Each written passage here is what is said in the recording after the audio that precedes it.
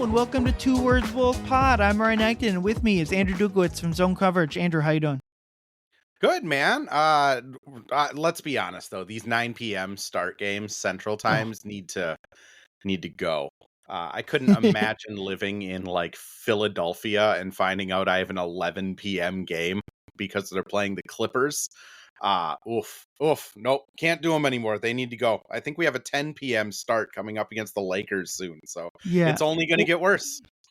Well, the Tuesday's game in Portland, I believe, was supposed to be a 10 p.m. start, and it got like flexed out where it was supposed to be on NBC proper, and then only got switched to just Peacock, and they bumped it back to a proper start time because it's like 8 p.m. Pacific isn't a great time. When the game started at 8 p.m. Central, like games at Target Center, those aren't fun either.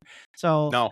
Yeah, we get this West Coast road trip, not this upcoming week, but next week, Tuesday Lakers, Wednesday Clippers 9:30, and then Warriors. That's a weird road trip. So Tuesday, March 10th at Lakers at 10 p.m. Wednesday, March 11th at Clippers 9:30. So no travel back to back. No travel unless you count the drive from downtown LA to the Intuit Dome as travel. And then at Warriors 9 p.m. But then 2 days later they play the Thunder. That's like a back-to-back. So Friday in Golden State at 9 p.m. and then Sunday in Oklahoma City at noon. That's as close to a back-to-back as not. So that's a weird thing. But I agree with you. The 9 p.m. starts. And then when someone ropes you into a 9 a.m. podcast like I did, that's the double whammy. Hey, I got nothing going on tonight. There's no Gophers this weekend. The Lynx still aren't allowed to play or talk about basketball, so this is perfect. I'll just come home from my day job and crash. Maybe by 9 p.m. you'll be in bed instead of watching basketball this time. That's the hope. That is the dream. I do love whenever there's a 6 or 6:30 start time at Target Center. It's just like so much better when you just get that little bit extra time. But I'm sure their ticket numbers. 2:30 starts. Like I know the players hate it. I mean, it's every player around the league hates it. I love it. Like finish everything. I'm home by like 5. There's still like daylight out. I'm pro 2:30 p.m. start, and I'll fight anyone who isn't. With that in mind, a quick links tangent here. What are your thoughts on the WNBA's camp day? Do you just come home with a headache after that one when all the kids are screaming? Oh my gosh. I try to like tell people that WNBA games, even on their like surface, right? Like you have NBA, WNBA. Like NBA games are probably louder than the WNBA because there's just more people there. Like they open up the full bowl. They're typically close to sellouts. WNBA crowds might be like 7,000 less people, but the type of noise is just so different because there's so many like women and children there that it's like a higher pitched like wail than like a normal crowd cheer. Those camp games, I don't know how players can focus because it's literally like just like high pitched screams for like 2 hours. And then sometimes they give all the kids the like boom tubes. So they're like smacking those together and screaming. It is a built-in headache. I will say, I don't know how much longer the league's going to be able to do those though, because they're going to have Wednesday night headliners over on USA Network. Shout out to them getting another TV contract. And then they're going to have Sunday night women's sports over on ESPN. I mean, they're already, I think, going to have some headlines with NBC and Amazon too. Like, I just don't know how much longer they're going to be able to do camp games just because like people are actually like, you don't need to invite 300 like day camp kids to a game anymore to like fill it. I think there's enough attention on them now, but first they need a CBA. And I was going to say, I've been texting people. No one knows what's going on. Yeah, I mean, I have a theory about what's going on, but we'll save that for more of a Lynch-centric podcast episode. Absolutely. For that. But let's start with the Wolves win a terribly ugly game in Los Angeles against the Clippers on Thursday night. They win 94-88. A score built for the mid-aughts there. The Wolves scored 15 points in the second quarter and won the quarter by 4 points. They held Los Angeles to 11 points in the second quarter, and the fact that they did that and we're still down 6 for much of the third quarter is amazing. But I did want to start with kind of the end of the game. So Ant hits another clutch shot from Ant. Maybe not the play that anyone drew up, but he hits a fadeaway corner three kind of shot to basically put the dagger in the game. The Wolves are up 1 at the time. It was like a shot with like 45 or so seconds left. And then what happened next, I think deserves talking to. And I'm usually not like a big drama. Like the drama doesn't really interest me. And I kind of will share that opinion here. But Ant kind of goes at Finch and says, like, I don't have the quote up, but he says, like, that's what I do, with a few extra words in there. And then he says in the post-game interview to the on TV that like Finch told him like pass the ball, and that was his basically response to that. Finch in his presser said like, I did not tell him to not shoot a mid-range shot. And then I think the key here is like Ant was all smiles after the game and was like, I have the best relationship with my coach. Like, so all that said, I want to get your thoughts on it. I don't think that like this is a signal of like Finch's relationship with Ant deteriorating or anything. I think it was more like in the heat of the moment, but I do kind of think that like what happened there kind of nips at some of the underlying things that are going on with this team on the court more so than off.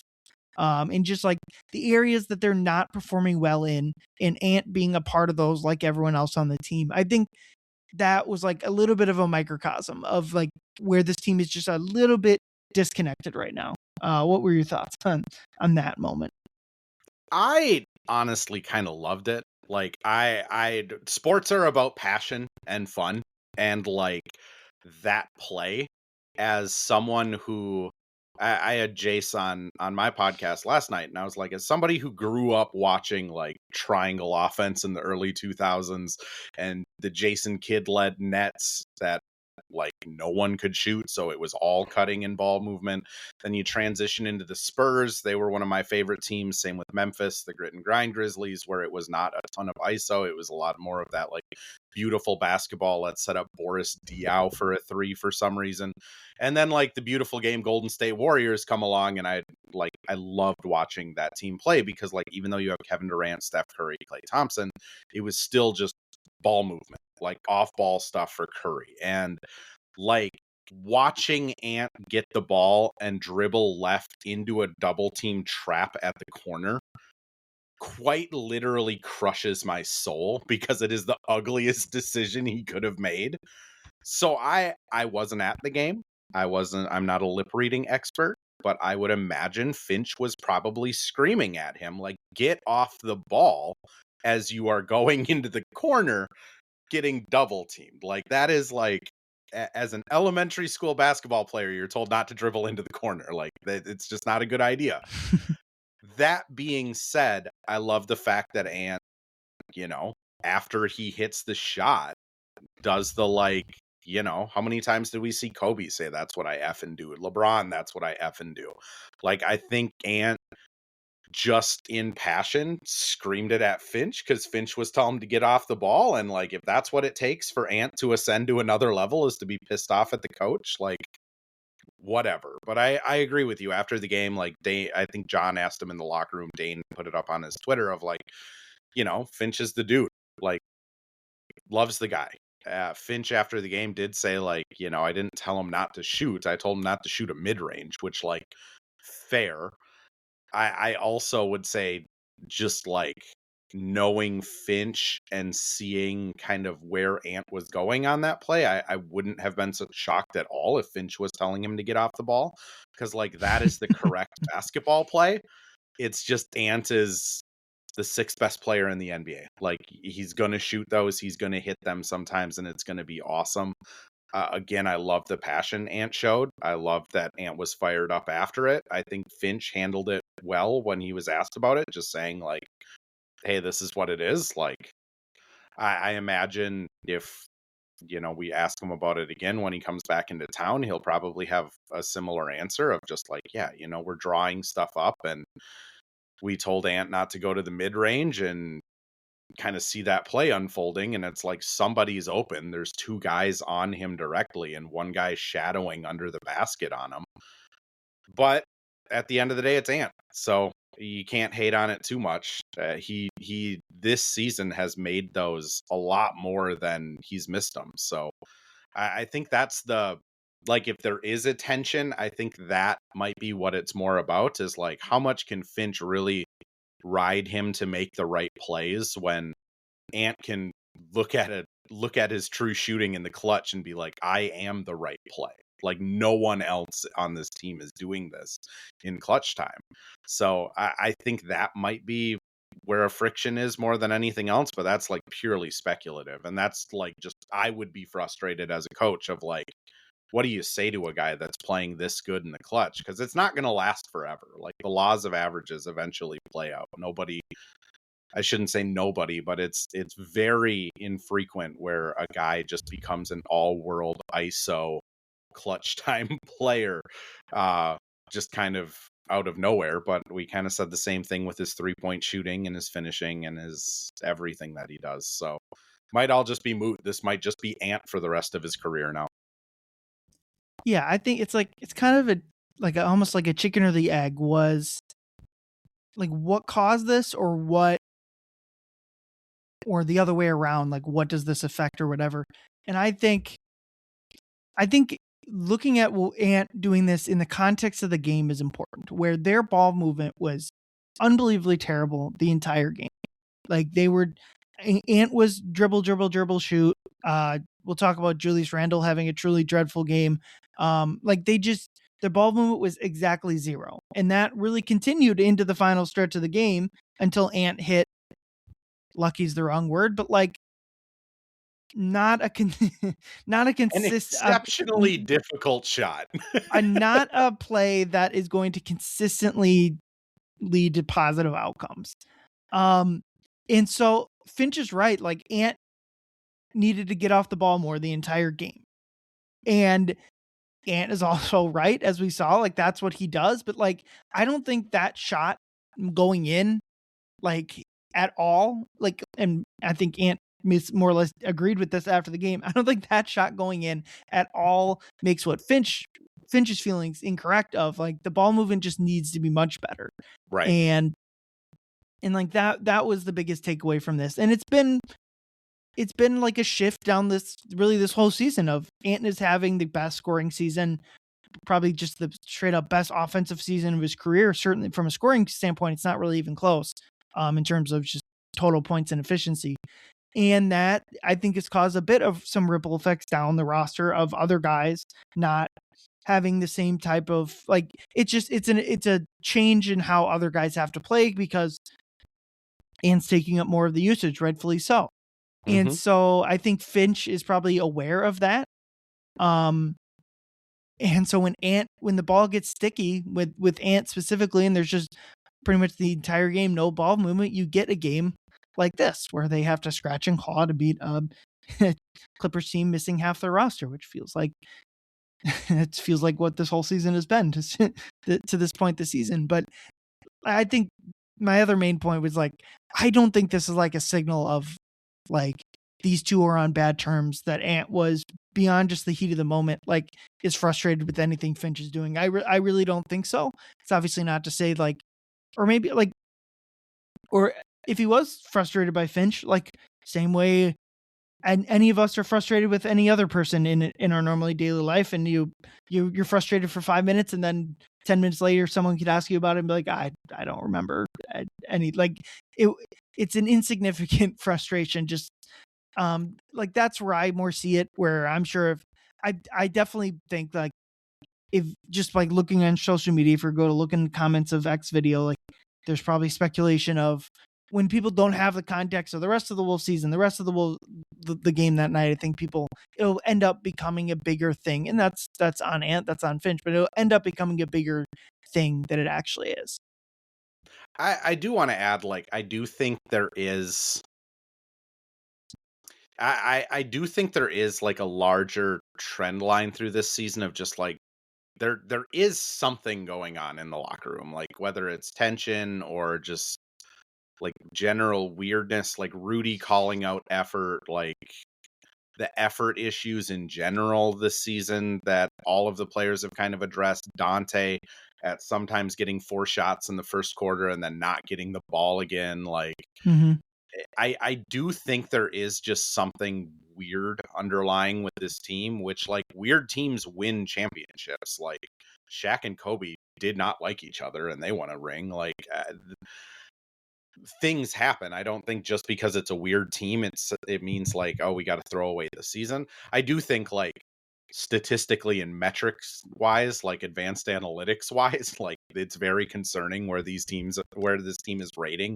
If like people really think they're a championship team, like they would be an outlier at this point if they were to win one just based off of their body of work. But like, I think more so it's just, you know, it's just kind of another example of how weird this season was of like, remember when like Ant popped off at Finch after a game, which again, I will say I love the passion. I would rather have a dude that is passionate and like expressing himself like that than a dude that, you know, I guess like even like Julius, when like things like, you know, we see the windmill dunk, we see game winner and he's going nuts. Like I'd much rather have guys like go nuts after things like that than just, I guess, be just like disengaged. So I kind of take it as a positive that Ant like used whatever Finch was saying as motivation and got him hyped. I don't know if that's actually what it is. I think if he misses that shot, the conversation's a little different. But yeah, I think more so what I'll remember from it is just it's another just weird moment in a season full of weird moments, which I don't know if that reflects roster construction. I don't know if that reflects Finch. I don't know if that reflects, you know, the arguably like the biggest leader on this team is a 25-year-old still figuring out like what it means to be a star in the NBA. I don't know what it'll eventually like mean, but that's kind of how I'll remember it. It's just like, oh, that was weird. Yeah, I agree. And I think it's just like, I think we've spoken about this a lot. It's an emotional team, just like in general, it's a moody team. I think like basically all the way down, start to finish on the roster. Like that's kind of, Ant might be the least moody in the starting 5 or whatever, and that kind of seems weird to say, but like Julius has his moments, Jaden has his moments. We've certainly seen it from Rudy. Like they're just like an up and down team, for better and for largely for worse. And I agree with you that like there is, I don't know if there's like something acute wrong with the locker room, right? Like I don't think there's like they can't get like back when like D'Lo was on the roster. Like I think that was becoming eventually untenable, the relationship between D'Lo, Rudy, and like the rest of the locker room. I don't think there's any of that. Like I think they all support each other. Like I mean, I could be wrong. I'm not like in the know as much as maybe other people are, but like I just think it's like an overall like just a disconnect between like what they're trying to do, like you mentioned the Rudy calling out. I think that's a good example. Like I don't know. Let's talk about Julius Randle. Dreadful game. I think this kind of falls into. It's probably his worst game as a Timberwolf or close to Ryan, it. real quick, that's why I prefaced it as just it's weird. Like it's not a bad vibe. Like this team is still like a good vibes team. I do think they all enjoy each other. It's just weird. It's like when you're in like a group project and like you get like one of the band kids, one of the lacrosse players, like a goth like drama club person, and then like a smart kid on a group, and it's just like a weird personality match. Like again, it can work, they can get an A. It's just weird. Very true. We could play a game of who is the band kid of this team. Who is the It's Mike. It will always be Mike. Maybe who's the who's the theater kid? That's what I'll have to figure out. I don't, none of them have theater kid vibes, unfortunately. But yeah, Julius Randle, dreadful game. Just he's really been. I mean, he had the 40-point night right before the break against Portland. Other than that, he's been pretty rough. But this was probably as bad as it gets. Lowest scoring output of the season. His previous low was 10 points. He scored 4 points against the Clippers last night. I look back last season, he had a couple of 5-point performances. So this 4 points ends up being his lowest as a Timberwolf. Makes only 1 of his 10 shots, 3 rebounds, which I think is always like for Julius and Jaden, I think is always a go look at the rebounding category to feel like how they played that night. Is always a good barometer. He did have 6 assists. So maybe that's a little bit of, maybe that speaks to the game plan the Clippers had or whatever. So like he wasn't completely devoid of production. Pair of turnovers as well. It's just this team. You mentioned, I thought, a good point. Like the team's underlying metrics don't support this team as a championship contender, at least through March. They're 10th in offense, they're 9th in defense, or 8th in defense, 9th in net rating. That's not really a team that's going to win the championship. And obviously we got a month and a half left of the season, 22 games, I believe. Like you could very easily go rip out like they did last year, go rip off a bunch of wins, and now you're closer like top 6, 7, 8 in both categories, and you're 6th in net rating, and you do like look closer to a championship contender. But like as it sits now, like they just have not performed well enough overall. And in the short term, Julius Randle, I think, has been a big problem of that. I think if we're looking at like the players that have had a difficulty fitting in with the roster with Ant's increased usage, I think Julius would probably be the number one person you'd point to there, especially like if you go filter by the games Ant missed. He's been phenomenal in almost all of those games. And if they're going to win multiple playoff series, like they could, if they get Houston or LA in the first round, I think they could beat those teams with a mediocre Julius Randle performance. But if they're going to beat Denver, Oklahoma City, San Antonio, multiple of those teams to make the finals, they're going to need the Randle we saw in the start of this season when he looked like he was going to make the All-Star team. Still probably should have, but or the Julius Randle we saw in the first 2 rounds of the last 2 playoffs, where he's a competent secondary scorer next to Ant. He's possibly like their best pure playmaker in the starting lineup. Like that's the level of play they need from Randle, because right now, like this is the version we saw at most points last year, where it's like Randle of the starting 5 is the only one where you can go. I get maybe Dante with Io now on the roster, but where you can go, there is a quality backup behind you that arguably, like, lineup data is better with Nas in the starting lineup compared to Julius.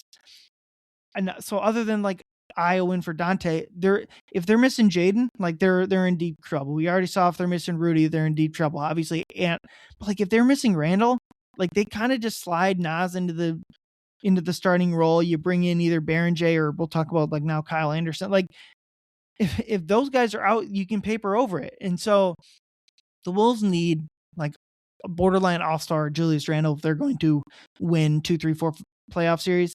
Because otherwise, like this, they should just start Nas version of Julius Randle is like they got no shot to beat other than like a favorable first round matchup. It's weird with Julius, because I think when he got traded here, the New York media, I mean the people that like sent me messages, or when people traveled out here to do his first game, like a lot of them were just kind of like, yeah, it's a roller coaster. And that's kind of how it has been. Like Julius is either really, really good, like we see at the beginning of the season in the playoffs last year, the 2 games after or before the All-Star break, or he's not very effective. And I don't know what the difference is. And I think that's what was so frustrating for New York fans, was like they couldn't really identify why it happens either. I mean, one thing I kind of wrote about it after the deadline of like, you know, maybe it was the trade deadline that affected him specifically. So I went from like January all the way to the deadline. And like it was kind of telling that like every other player on the Wolves from January to the deadline, whether it was Jaden, whether it was Nas, uh, like they saw their statistics kind of improve, whether it's offensive rating, defensive rating, true shooting, or they stayed the same. Like Rudy from the beginning of the season through that January to trade deadline stretch was basically identically the same metrically. Julius was the only person on the like main 8 that got worse out of everyone in that stretch. So I just was kind of like, maybe it was the deadline that messed with them. I mean, now we're 6 games post deadline, and I'd argue 4 of them were bad, like just objectively bad. And 2 of that, one of them was great. The 40-point game and the triple double game was excellent. So it's just kind of like, what do they need to do to get him playing at any level better than, terrible? Like how do we even the roller coaster out? So maybe that the highs aren't a triple double, but like we're getting the 28 at 20 points, 8 rebounds and like 7 assists versus these 40-point explosions, and then he goes for like 12, and then he gets 14 assists, but then he gets 6. And it's just, I wish I understood why it happens, I think is where I'm sitting. And we have a big enough sample size now where this is just kind of who Julius is. Like, I don't think it's Finch has unlocked him in a certain way. I think the offense fits him very well. And when he's on, this team's pretty much unbeatable. I mean, when he's, shooting 60% from the floor and gets 10 assists, like this, I don't know what you do when he's playing like that. But then when he's off, you can lose a game to the Clippers or the Blazers or the Bucks without Giannis or anyone. And I wish I understood it, because you're right. Like Nas has been playing better, but you can't just bench Julius and risk losing him No. like for the season. So you're kind of just with him at this point. I know there's a lot of like fan frustration of like, why doesn't Finch call Julius out more? And I think it is just like, I'm sure Finch is calling him out. It's just like, what is, I think there's just a track record of like, when you call Rudy out publicly, Rudy usually responds with an awesome game. When you call Ant out publicly, he responds with an awesome game. Jaden, Dante, and Julius don't really get called out publicly very often. And I think it's probably because they, like Finch has learned that it just doesn't work. I don't know. I don't really know what the lever is. I will say, like, I think the Wolves have their answer on if Julius is a long-term piece for this team. Like, I almost, at this point, if they don't win a championship, I think, he is the guy you have to move this offseason, whether that's, consolidating contracts and like getting a bigger piece next to Ant, a la Giannis, Sabonis, Markkanen, name your superstar, or whether it's just splitting him up for a couple really good pieces and going the full Harden route where you got Ant as the hub of everything, and then you just got 3-and-D guys at every position.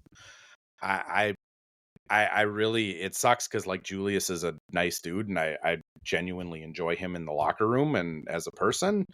I just don't see how he fits with this team past this year unless they win a championship. Like, I hate to be that gloom about it, but he's kind of just shown that it sets a ceiling on this team if he's your second best guy.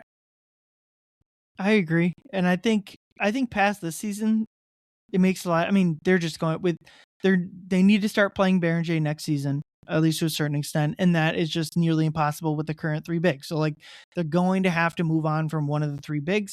I agree from like just a fit with the team standpoint. That makes sense as Randle. If you're looking to get more like value back, you could look at trading Nas, but I think we all kind of see the the pitfalls with that in many areas. But in the short term, like this team needs Julius Randle scoring punch. Like, Yep. if they aren't getting, and look, the 4-point game performance against the Clippers will end up being the outlier, right? Like, Yep. like you mentioned about like last year, him post March 1st, like he was awesome, came back from injury and was awesome. And so I think like that would be my expectations, is that'll happen here. But it's really with all aspects of the team, it's just like about consistency. We see We see what they're capable of. We see what like the highs are, and they kind of get there. It's almost like not. It's certainly like the opponent plays, but like it's so much. It's just like so seldom we see them hit that level at this point in the season, and maybe that's just how the regular season goes. It's it's another game where the Wolves have had incredible injury luck this entire season, both in terms of obviously their guys staying healthy. What is Julius Randle missed a single game this year? Yeah. Ant is like their most injured player, and he's still gonna get past like the 65 game mark pretty easily. Like Rudy missed a couple games, most of which were on suspension. Nas missed a game and a half. Like they've been incredibly healthy, and they've had so many of these games where they just play teams like, look, I can just go through their recent schedule. They played the Clippers without Kawhi, Garland, or John Collins. They played the Trailblazers without Denny Avdia. They played the 76ers without Embiid and Paul George. They played Dallas without Flag and others I'm forgetting. Like that's just their last 4 games. I can go back through their entire schedule, like just starting like with their second game of the season. LeBron didn't play for the Lakers. Like it's been. And then Luka and LeBron didn't play for the Lakers. Right. Like they've been incredibly lucky. And so I think they're on pace for currently 50 and a half wins, maybe round that up to 51. If they finish with 51, I think like preseason that was above their Vegas over under, and like what would I think I would have projected them for more than 51, but like that's certainly in the range of potential outcomes, right? But I've noticed Finch has said a couple times, which I think matches what we feel is like this team is a couple wins, not 4 or 5 wins below what they should be at, given opponent injuries, the strength of the team, blah, blah. Like they just, I found metrics that back that up. Like one example of this. So if you take like the money line for each game and you use that to get like a vague win percentage for each game, right? Like last night they were favored by 8.5 points. That roughly translates to like an 80% win chance, right? Yeah. And so if you add up all those win probabilities, it spits out like your median performance, how many wins you should have. And the Wolves are like 3 or 4 games behind that pace. And I think that matches what I like. They're 37-23. I think they should probably be closer to 40-20, given like the injury and schedule like they've had. And so that is like with Julius, like that is where I'm feeling is like, and it's certainly not just Julius that applies. Like they're just not quite consistent enough to get to the regular season record and seed that this roster kind of says. And I kind of think, and it's not that this can't be fixed in the next X month, in the next X games, but like they're going to need to find that consistency at some point in this regular season, because they're not going to be able to win 2 or 3 straight playoff series with like this kind of up and down play. And they showed they can do that last year. And it's at the point where they're going to need to do that again. They don't have to go 17-4. Their schedule isn't going to really allow them to go 17-4 like their schedule did last year. But at no point this season have they really gone on like an extended, like, here comes the Wolves. Like, no. I don't really, what is like their best stretch? So like after they had that disaster in Atlanta, they won 6 out of 7 with the 1 loss at Cleveland. Like that was a solid stretch, and they followed that up with losing 5 in a row. The last one was the Warriors game that got delayed after Alex Preddy was killed. So like, I don't know. It's certainly the first 4 games were just a legitimate losing streak. They won 5 in a row right after Thanksgiving, but like so many of those performances were really bad. Like that was in the point of the season where like they were like first in second half net rating and like 29th in first half net rating, or I don't know if I butchered that, but like team. They came back against Boston and San Antonio, and then they had those 2 games in New Orleans that were like, that was a terrible performance, but they pulled it out. They won 4 in a row earlier. Like they really have never had like a 3-week stretch where they just go like whatever in 2 and they rip it off. And I just kind of think they're going to need to, or at the very least, like when they go on this California road trip, like have good performances in all 3, or just like beat Denver on Sunday. I don't know. The consistency needs to come before the end of the regular season is my point. Yeah, I mean, to your point, I'm just scrolling up and I'm just like looking at wins, and it's like they win like 7 out of 10 pretty consistently. And then they have like a weird skid in there, which is, I mean, that's why they're 37-23. Like they're winning 7 out of 10, and then you throw some weirdness in there, and like that's I think the part with this team that's like hard to fully like understand is like I do think they're going to finish the season strong. Like they wake up for a lot of these teams. I think they're going to get locked in more as their backs are against the wall. Like even last year, I was like, this team has to do things the hard way. It just kind of seems like that's their nature. And they're only a game behind the Rockets for third. Like if they beat the Nuggets on Sunday, they're the 4 seed. If the Rockets lose, they're tied for the 3 seed. I think the Rockets have the tiebreaker. But like they're not that far off still, which is the part that again that makes it so like difficult to understand is like if they just win like 4 of those weird games, they win the Phoenix collapse where they had the 99.9% winning percentage. They beat Sacramento in that same scenario. That was like and back-to-back then they games. just throw in 2 other random games and they have a 3-game lead over the 3 seed. And I think everyone's feeling pretty good about it at that point. Maybe they wouldn't. I don't know, but like. And you can point to games like the one they won recently in Toronto. They kind of pulled out of their ass too. Yeah. So like naturally there are some games that, you know, they pull out of their ass and it just works out. But like, I do think it's just such a frustrating team because they've had the schedule luck, they've had the injury luck, and they're still just kind of middling here. And I do agree with you. Like they need to get a first round matchup against the Lakers or Rockets. I don't know with how close it is. What's that? Or the Suns. Or the Suns. I don't know. I'm not as a believer that the Suns are gonna climb, but like they can't where they're currently sitting, they play the Nuggets in the first round in Denver, then they get to go to Oklahoma City, then they get to go to San Antonio if there's no upsets. Like that is an untenable path to the championship. And then even if you get to the championship, you're playing a loaded Detroit team or you're playing a Boston team with Tatum back. Like at that point though, if you go through Denver, San Antonio, Oklahoma City, and like obviously those teams are really good, but like at that point, like it's going to feel like a cupcake. How much gas do you have left is kind of my point. Is like none of those series are going to be 5-game series. Like they're all going to be just drag it out playoff series. Whereas like if you get the Houston or the Lakers, like you might get a 5-game first round series and you just get 3 days off, which is incredibly helpful in the playoffs. So I at this point it's less to me about like wins and losses. It's more about like can they string together just good looking basketball, and then can they get themselves in a situation where they're not playing Denver in the first round, or they heaven forbid they fall into the play-in, which would be obnoxious. But which I mean that goes back and backfires people too. I mean who was it, the Clippers a few years ago, like kind of positioned themselves to play Dallas in the first round and then Luka just smoked them. So who knows, but I just look at their playoff path if they're Denver in the first round, and it just doesn't look possible, which usually when it doesn't look possible, it isn't possible.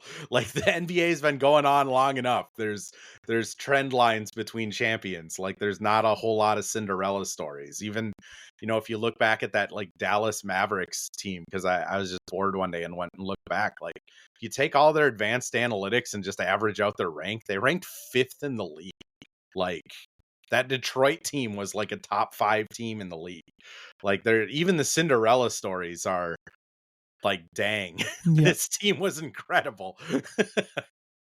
Yeah, I think looking at the big picture, like, so there's 2 things like with a game like this, how they've been playing, where they're not like, so the Wolves are winning games. Like, they're the standings wise, they're doing okay. They won 5 of their last 6 games. Like so like that part they're doing in the short term, they're doing fine. Like they're winning games. They're like, even like when they had like, I remember Finch coming out or going into the break was like, we've won 7 of our last 10 games. It doesn't feel like it, but like, so in that sense, they're ever since that 5-game winning streak, like their record is fine. They're 10-4. That's Yeah.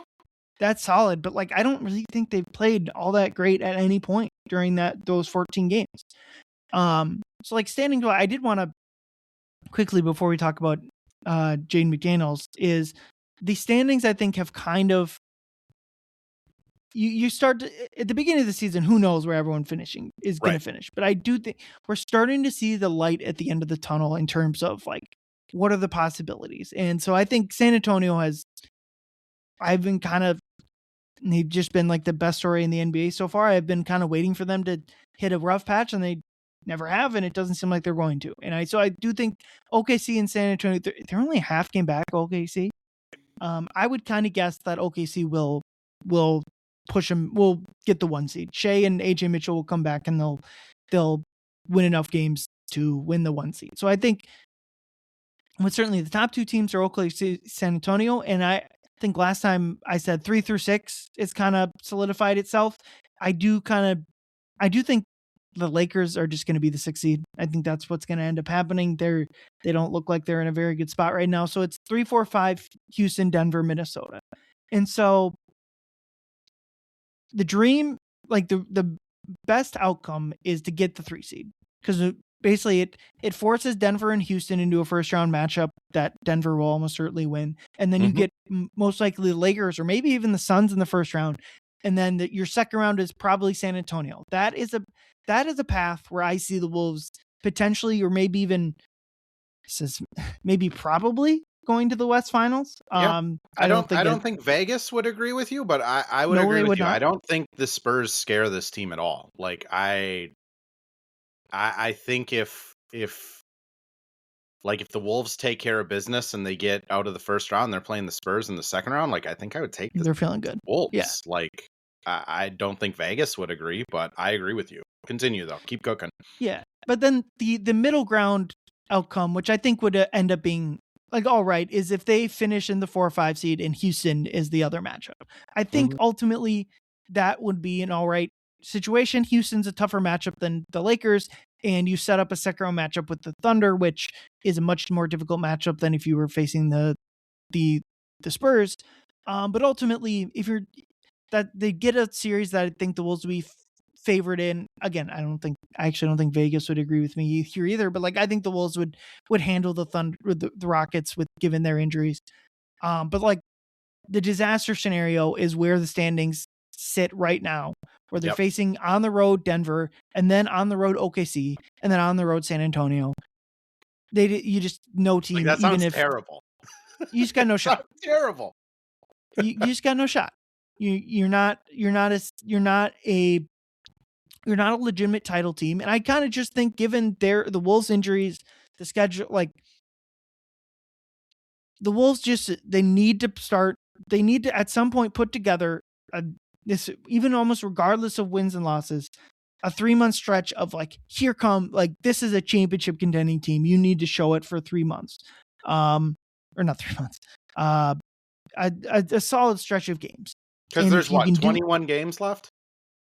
22. So they go 16-6. Like they're the 3 seed. And honestly, like with the injuries and you needing to get to 65 games to win an award, like if they finish 16-6 and Ant's balling out of his mind, Ant might be the MVP. Like that's like the motivation for this. If Shea doesn't get to 65 games, that's what I'm saying. Like I think honestly, like I could see Jokic not missing another game for the rest of the year and Jokic still getting it, but like that should be the motivation for this team right now. Is like, hey, Ant, like if you just rifle off wins, you're ankle sprain away from the MVP. Like, let's go. But guys. I think my point would be that if they go 16-6 and it looks like these past 8 games have looked, where then we don't learn anything. then I don't think this team like that doesn't. I mean, it helps because they'll get a matchup in the first round where they're sizable favorites, but like it doesn't help. It doesn't raise their but on the flip side, if they start ripping off games or if they start ripping off solid performances, but like Denver gets healthy and stays above them, or like all three, then like I feel even if they don't get like the proper playoff matchup, that's when I start to get confident in this team, because I think I'm at the point now where through 60 games, and I I kind of feel like if you're not who you kind of are who you are at 60 games, to be Yep. honest. But like through 60 games, like this team is just a step below of where they need to be. Even if I feel like Charlotte is 10th in net rating. Holy crap. Even if I'm just that's insane. Good for them. Even if I feel like there is like a turn it up factor, especially like defensively, even if I do feel like that's a bigger deal than like however they play, I have felt this all season. There's only so much you can turn up, and what you look like during the regular season, I think, is at least partially what you're going to look like in the playoffs, even if you can put the burner to 11 and just start turning it up, as like the cliche goes. Yeah, I agree. And I mean, I will say, like, I know I've been kind of like a wet blanket for Wolves fans this year of just like the Wolves were never in the like 1A conversation, right? Like the 1A champions were the Thunder. And then I think you go to the everyone else category, and the Wolves were in the like upper tier of that, of like if Shea blows Preseason, I out an think ankle and they get the preseason two. Denver was like a bigger, like a step above them too, I would probably say. With all their like acquisitions and stuff. But like I just like I was very hopeful the Wolves would get the 2 seed, and then you're playing against a play-in team in the first round, you're playing against Houston, LA in the second round, and then you're back in the Western Conference Finals. Like that was kind of my hope for this team, is like they can get the 2 seed, there's no reason they really can't. And then they have an easier path. And then it's like if Shea blows out his ankle, you're in the finals. If J-Dub goes down injured and they don't have enough juice behind him, you're in the finals. Like that was kind of my path for the Wolves to get to the finals. Now that the 2 seeds kind of unreachable, quote unquote, kind of, or I mean, they're what, 7 games behind it. Like it's No, they're not catching San Antonio. Yeah. right. So now it's kind of like, okay, you can set yourself up for one easy round. Easy, quote unquote, things happen. But then you're still going to have to go up against 2 juggernauts. And I just, even at the beginning of the season, didn't really think the Wolves had that type of juice in them this year.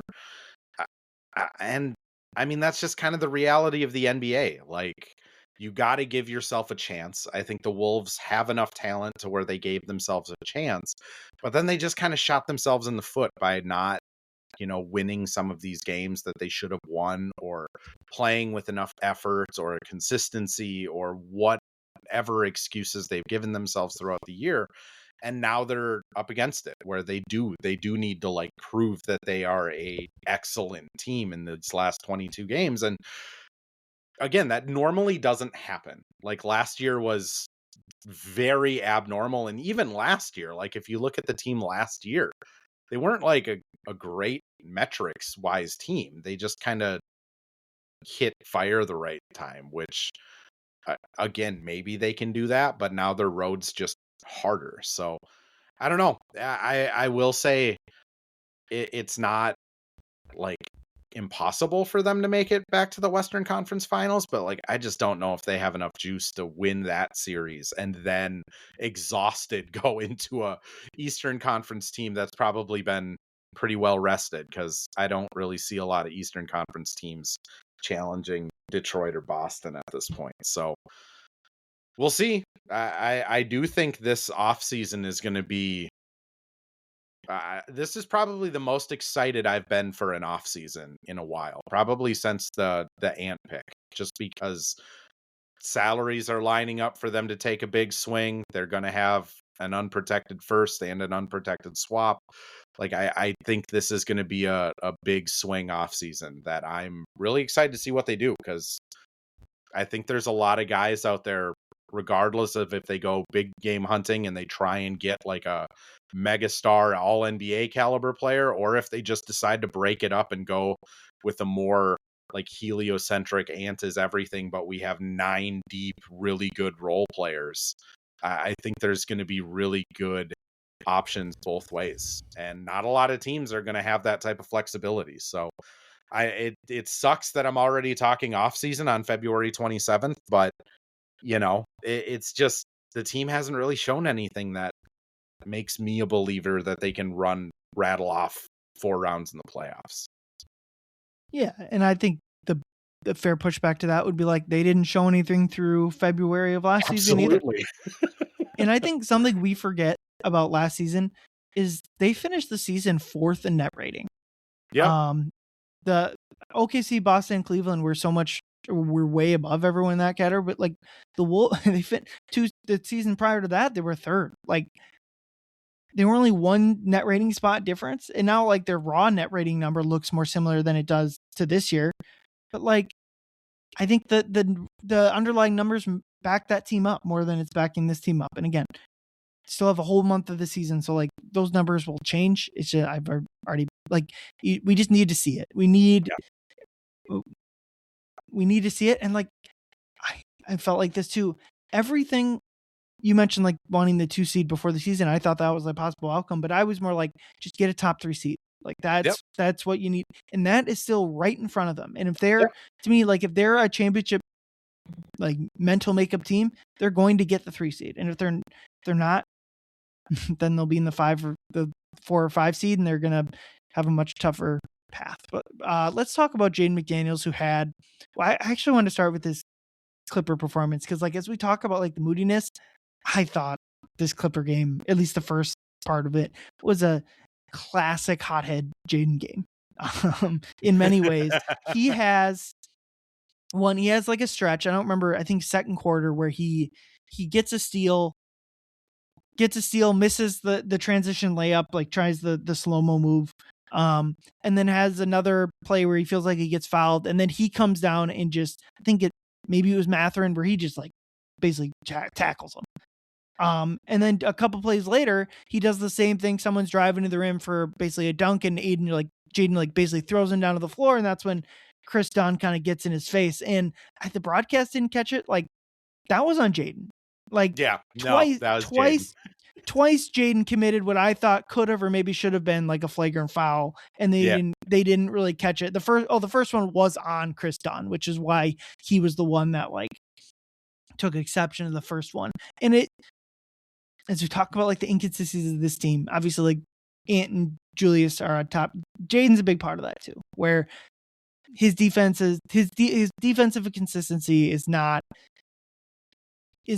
where you like it, given like the ceiling for him is like as good of a wing defender as there is in the NBA. And I said this earlier, but like 7 rebounds last night. So he did have like an overall solid game against the Clippers, but the real masterpiece was against Portland, where they win 124-121, and Jaden has 29 points on 12 of 16 field goals, 6 rebounds, 5 blocks, and 3 steals. So 8 stocks is just incredible. And that, like, to the Julius point of like they need him to be that all-star caliber player if they're going to win. They're going to need that version of Jaden to win whatever playoff series.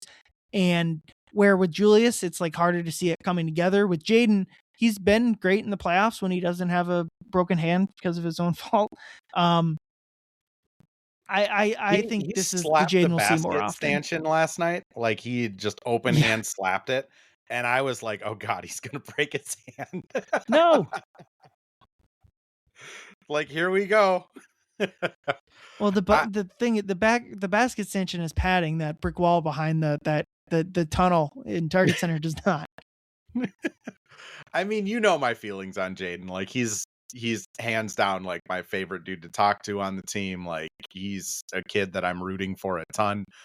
I mean, I have confidence that he's gonna like figure it out sooner or later. I actually enjoy all of the Jaden McDaniels antics. Like I think one of the things, like looking at like the Lynx, right, which we started the show with, one of the things they missed last year was having a girl that would just kind of like eventually throw their hands up in the air and like tackle somebody or do a hard foul or like have that kind of mean streak in them.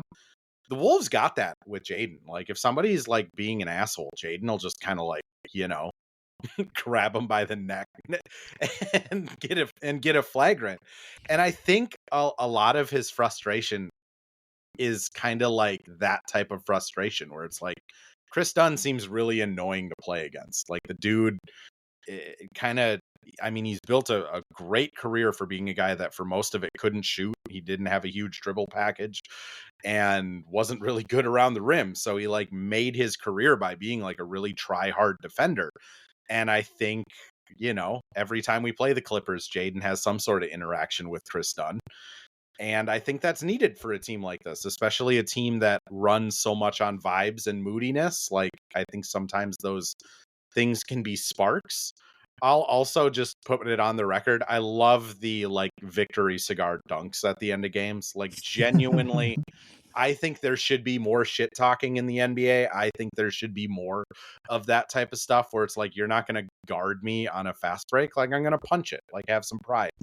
I think it's ironic that it's the Wolves team that's doing that because, like, I think a lot of games after they lose to like the Brooklyn Nets, that we have the pride conversation. But like, I love it. I love all of the antics. I love that he's just a 45% 3-point shooter out of nowhere this Mhm. season. I love his mid range and his like high post game. He's also, I don't know, like, it's strange that Kyle Anderson's coming back because a lot of his like off the dribble game reminds me so much of Kyle. Like, Mike mentioned it way early in the season, and now I just can't stop thinking about it because he does have that like really slow euro where he shoots it off of one leg from like 6 feet away. He has this weird like wraparound pass that he goes to with Rudy that was kind of similar to Kyle and Rudy's 2-man game. Like, I still am not going to say like Jaden's ceiling is a perennial all-star, but like, should the guy make all defensive team for the rest of his career? Like, probably. I mean, he's the best guard and wing defender on the team. And when he gets rotated into the centers, like, he's not terrible. Portland, well, not Portland. What was the game where he was playing center against The Sixers. the Sixers? That's who it was, against Drummond. Like, that wasn't great, but like, not a lot of small forwards can rotate and play, defend Maxey on one side and then match up against Drummond on the other. I mean, hopefully he hits his peak in the next couple of years here. I don't know how much better he's going to get offensively because he's kind of already exceeded most expectations, but I mean, the Pippen comps are there. Like, if you just go purely off age, like, yes, Pippen got to his peak faster in the NBA, but like, Pippen was like a 4-year college guy. Like, the comps are there. Like, there is a world where Jaden by 28 is scoring 18, 19 points a game, 6 rebounds, 5 assists, and is just awesome. Yep. Let's talk about slow-mo quick. So the Wolves do bring back Kyle Anderson. Feels like both the Mike buyout signing and the Kyle Anderson. It felt like these were. I could have told you. Yeah. I could have told you these were happening weeks ago, and it for Mike it was based on the financials, and with slow-mo he was still on the Grizzlies up until yesterday. But now you can't say the Wolves don't have enough locker room leadership. I think they are now A+ in that between Joe Ingles, Mike Conley, and Kyle Anderson. So there's still 5 Timberwolves left from when Kyle was here. That's all 5 of them to different degrees do still play. So it's Rudy, Mike, Ant, Nas, and Jaden.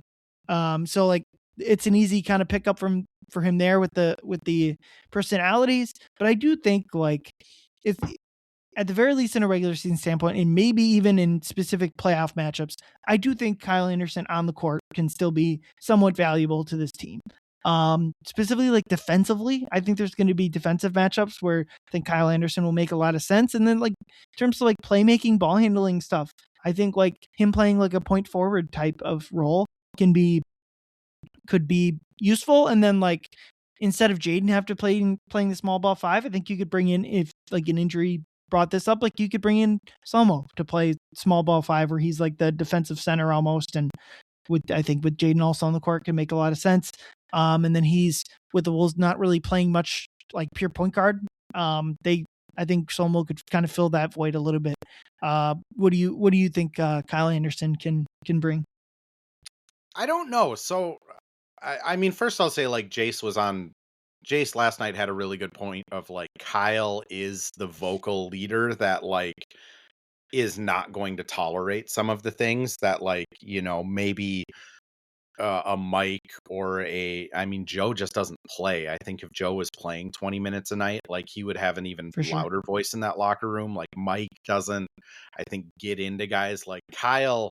Jace's point was, like, Kyle is going to get into guys. Like, he is not going to be afraid to day one step into this locker room and start trying to change this, like, weird vibe that they have. I mean, the other thing I'll say is, like, he's played on 4 teams since he left Minnesota in a year and a half. Like, he goes to Golden State. I thought that was a weird fit from the start. Like, I don't think you can have 2 players like Kyle Anderson and Draymond Green that are just, like, kind of nothing from outside, even from, like, a step back, like, anything. Like, both of them are pretty much zeros at 3-point shooters, and then they have next to nothing, like, around the perimeter other than playmaking. Like, I just, that was weird. Then he goes to Miami, didn't look like it was a great vibe in Miami. That was weird. Goes to Utah. I imagine it's miserable playing on Utah if you're a guy that wants to win a championship before you retire. I mean, I bet that sucked. And then he goes to Memphis, and, like, his 3 games in Memphis were fine. I wasn't watching them super closely, but, like, looking at his stats this year, he's shooting 56% from the field. He launches a 3-pointer once every 3 games, which is probably appropriate. And he has, like, a rock solid 2.5 assist to turnover ratio. His defensive rating was better than Utah's team defensive rating. Like, his offensive rating has been great. Like, I think he still might have some juice. He's only 32. You can't imagine his, like, athleticism taking away from his game, because he didn't really have a ton of that. So I honestly, if he's here by Sunday, I bet he plays like 15 minutes on Sunday. Like, I I don't think know about that. I think they are grasping to replace Bones at this point. Like, I think Io and Dante and Ant and Julius have given you enough playmaking to where the Bones kind of main character syndrome gets in the way of this team sometimes. And TJ, I mean, I was really hopeful he was going to come back and be awesome, but he's been bad. He's been bad. It's been the Like, same. bad, It's looked bad. the same. Mike, Yeah. I think, can still give you spot minutes and he'll be competent. He's not going to turn the ball over, but he cannot hit a shot anywhere on the court right now. Like, they need an 8th guy. And I think Sure. Kyle's probably not playing 30 minutes a night, but, like, can Kyle give you 15 to 18 where he's a serviceable creator, a good defender, and, like, helps the vibes? Like, I think that's the bet. And if he doesn't have anything left in the tank, you got another super strong leader in that locker room. But I mean, honestly, I feel for him, because I try to forget his last season with Minnesota, because he had the eye injury and he's rocking rec specs and it was just weird. Like, he's just kind of had 3 years from hell, like 4 teams in 18 months, and then you get your eye poked out to where you're almost blinded. Like, maybe this is the return he needs. Yeah, I think it's a good point. So Terrence and Bones played a combined 19 minutes in both the Clipper and Trailblazers games. I agree. You make a good point. And then Mike played 3 minutes. Certainly, I think so. Like, in that Clipper game, Finch went, "No, get Mike out there. Like, Yep. This is not going well." Like, and Dalton, That was putting flex tape on the bottom of the boat. He was just like, there I are kind of leaks think everywhere. Mike, like go that was bring like some adult. like that was like almost like punishment. Like, you guys are gonna play like this? No, Mike. Mike. So I think Kyle Anderson might be a better fit for that Yeah. role at the very least. But yeah, you might be right that he might have like more of a permanent rotation spot. Certainly, yeah, with Shannon, it's looked exactly the same as Shannon at this point, and he's a really nice guy. I still think he has a path in the NBA, but at this point, I think it makes more sense to just say, hey, this season's a done year for from hell. Let's you. try it Like, again this next year. season is Yeah. done for you. You don't have to do summer league this year, but we're going to give you detailed instructions on what you need to work for, plan for next year.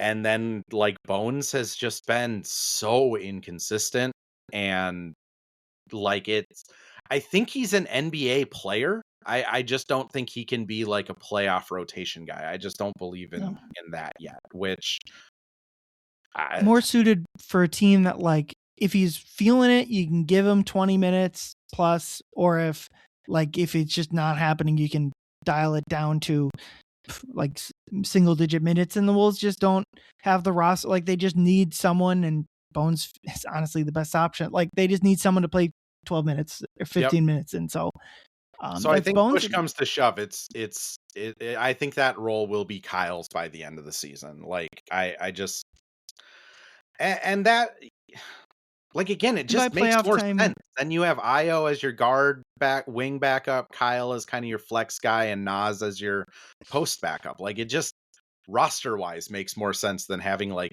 2 guards and then an undersized big.